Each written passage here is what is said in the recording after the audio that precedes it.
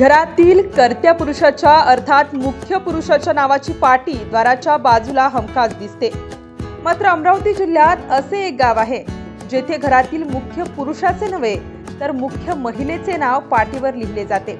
त्या महिलेच्या नावानेच त्या घराची ओळख आहे। हे विशेष दर्यापूर तालुक्यातील रामागड हे ते गाव आहे। अजूनही शहर गावातील घरांवर मुख्य पुरुषाच्या नावाची पाटी दिसते।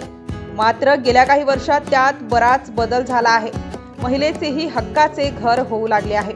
दर्यापूर तालुक्यातील रामागड गावाने 2008 मध्ये याबाबत एक कौतुकास्पद निर्णय घेत येथील प्रत्येक घरावर घरधनींच्या नावाची पाटी दिसून येते। इतकेच नव्हे तर शेताचा सातबारा देखील तिच्याच नावाने आहे।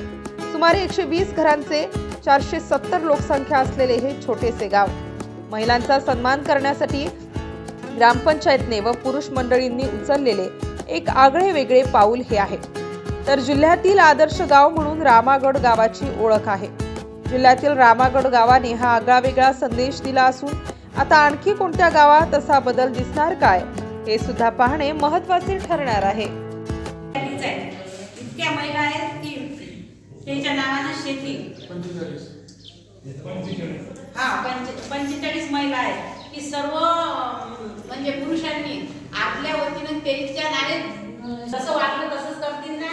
म्हणजे त्या स्त्रिया त्यांचा मान राखते असं नाही मग शेती त्याच्या नावाने कोणती नाही। सर्व एकत्र येतात कामासाठी कार्यक्रमासाठी शाळेत मुलांना जर कोणते कार्यक्रम असले तर सर्व गावातल्या महिला येतात त्यांचे कार्यक्रम बघण्यासाठी येतात आणि पुरुष आणि शाळेला सुद्धा सर्वच गावातले लोक मदत करतात।